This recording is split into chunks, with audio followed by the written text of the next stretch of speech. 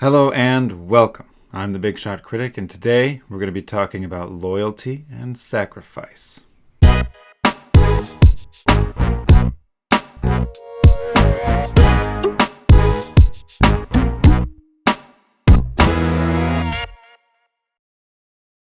Star Trek III begins just days after Spock's death at the end of Star Trek II. After returning home to Earth, Kirk gets a surprise visit from Sarek, Spock's father. Sarek instructs Kirk on what he must do to allow Spock to rest in peace. It'll be dangerous, risky, and Kirk will need a lot of help. But along the way, we learn that he may be able to do more for Spock than even Sarek thought possible. Our heroes collide with some nasty Klingons with their own devious plans, as well as Starfleet itself, in this rough-and-tumble space adventure. I swear I'm not just reading the back of the box. So there's your premise. The crew of the Enterprise doing all they can to help their friend under the ever-steady leadership of James T. Kirk. Star Trek III is in kind of an odd spot in the franchise. It's not nearly as serious as Star Trek II, and it's not nearly as funny as Star Trek IV. So it's not really as memorable as either one. It kind of gets lost in the middle. That said, it actually blends the tones of both almost perfectly, and serves very well as a transition from 2 to 4. By itself, it's a good movie, but it's stuck between these giants that are just so much better. In a way, it reminds me of Fast and Furious.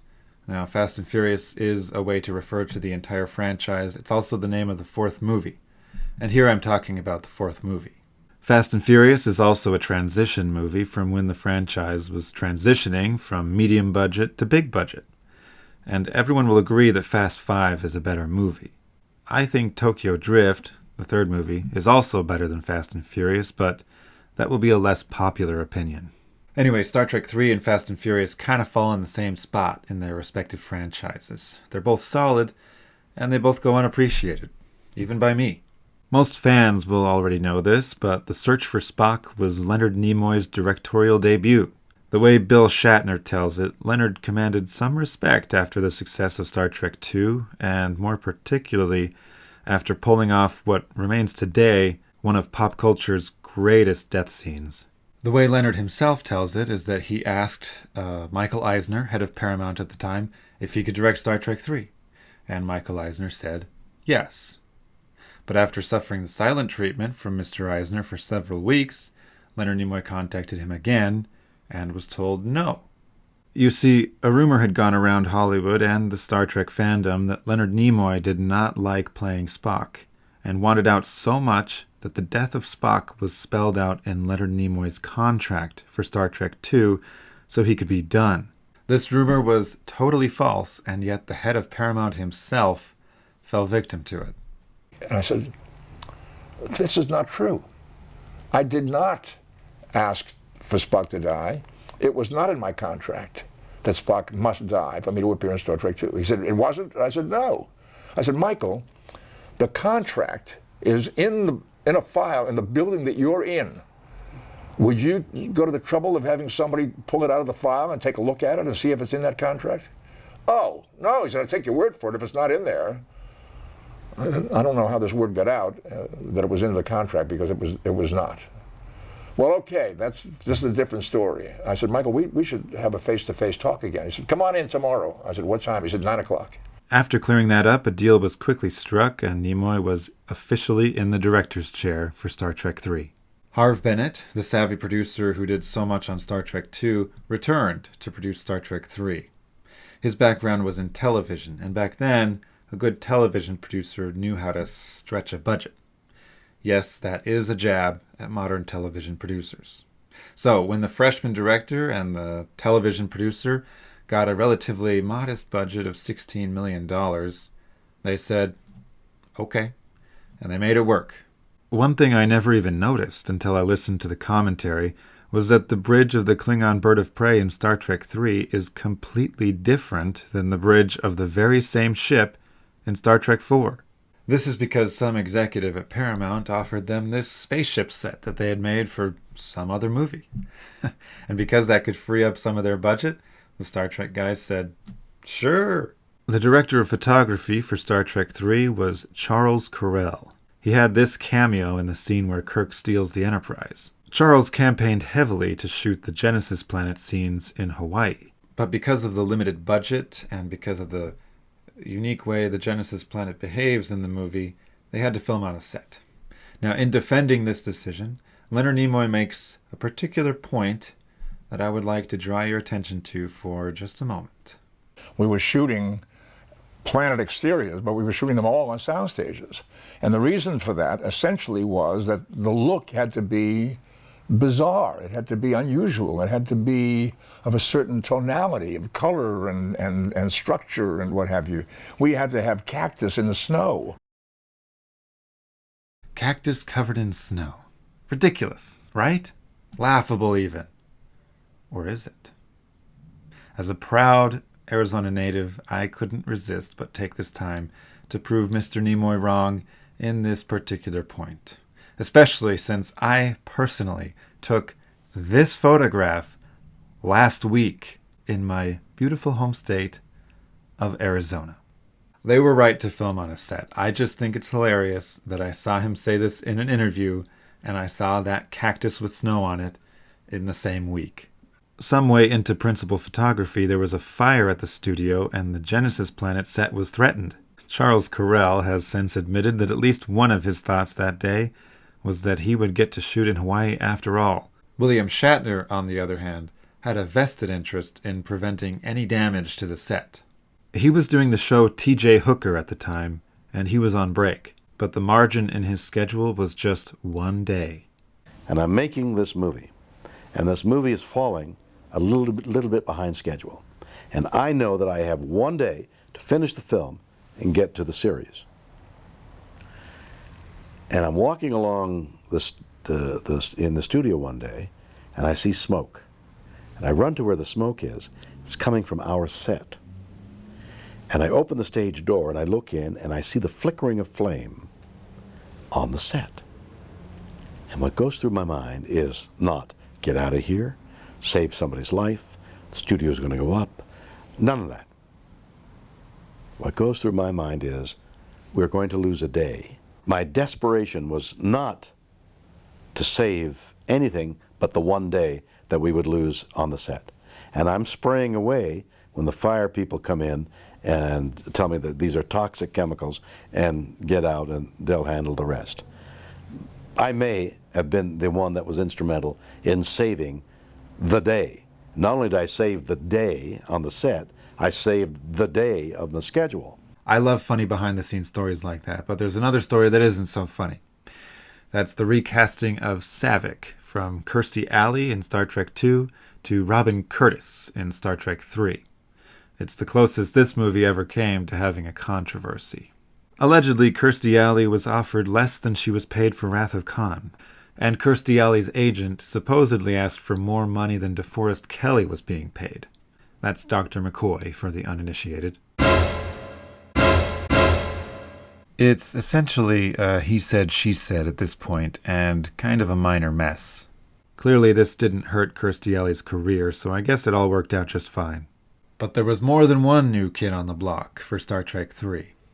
People often forget that the Klingon villain Kruge was played by Christopher Lloyd. Lloyd was well known for the TV show Taxi at the time, which ended just a year before The Search for Spock was released. Paramount was concerned that people would only think of his character from Taxi, but fortunately for Lloyd, Leonard Nimoy was sympathetic to the struggles of typecasting, having been down that road many times himself for his portrayal of Spock. Nimoy pushed it through, and Lloyd got the job. Perhaps it's ironic that just a year later, Lloyd would portray Doc Emmett Brown in Back to the Future. I'm sure that led to way more typecasting issues than Taxi. Mark Leonard reprises his role as Sarek. I think he has done more for the portrayal of Vulcans than anyone outside of Leonard Nimoy. When it comes to the regal nature of Vulcans, no one portrays it better than Mark Leonard. Nobody does it better. Frank Welker provided the screams of Spock in the movie.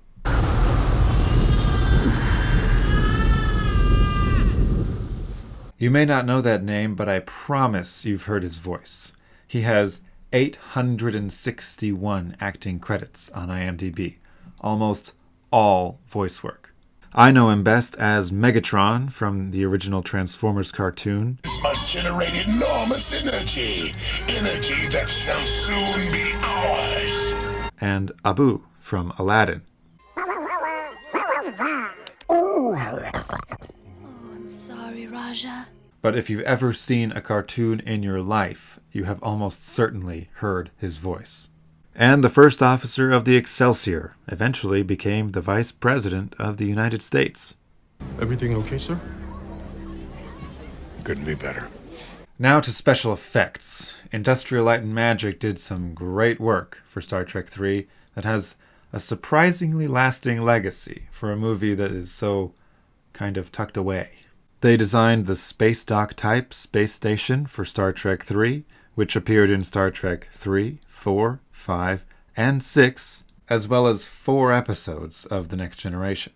They designed the Klingon Bird of Prey, which appeared in 3, 4, 5, 6, Star Trek Generations, 12 episodes of The Next Generation, 27 episodes of Deep Space Nine, 2 episodes of Voyager, and even 2 episodes of Enterprise.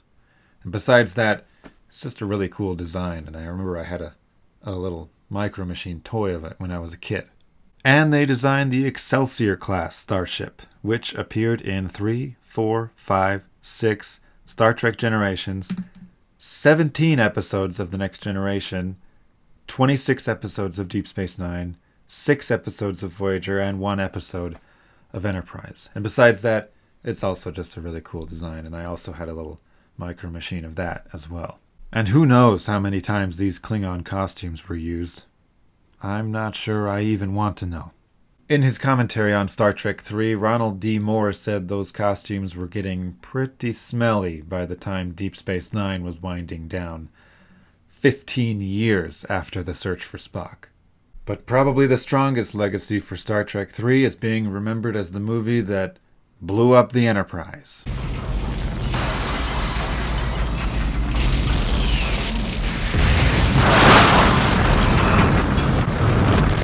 Canonically, this is the very same ship you see in the pilot of the original series, so it's kind of a big deal. Sure, they get the Enterprise A at the end of Star Trek IV, which also serves to justify the existence of the Enterprise D when Next Generation premiered 10 months later, but the emotions are still there. It's still sad. But guess what? There's a funny story behind it. Naturally, the filmmakers tried to keep it a secret, but a rumor got out and some magazines printed it. Much to their relief, no one believed the rumor. So, they were back on track and their secret was protected. Or so they thought. Not long after that, the studio walked up and said, "Hey, check out the wonderful trailer we made for your movie." To their horror, the trailer showed the destroyed Enterprise and billed the movie as the final voyage of the Starship Enterprise. The final voyage of the Starship Enterprise. Star Trek III, The Search for Spock. It's safe to say the filmmakers lost that battle, but in the end, I think they won the war. Star Trek III is an entertaining movie. It's not as ambitious as Star Trek II, but what it sets out to do, it does accomplish.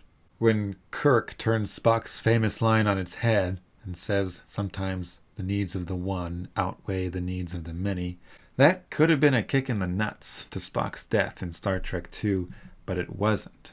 Star Trek III earned it. It's a wonderful story of friends making sacrifices to help Spock. I give The Search for Spock 8 out of 10 commandments. It kept the first one, "Thou shalt not bore me to tears." The main reason I dock it a couple points is because the scope of the movie feels smaller than it should, especially given the major events that happen in the story. And the exterior sets do aggravate the problem. And this means we finally get to revisit Gene versus George. With the rating of Star Trek III, Gene comes up to 7.7, while George maintains a small lead with 8. Thank you so much for watching, everyone. Be sure to like and subscribe for more content like this, and let me know in the comments what you thought of the search for Spock. Bye-bye.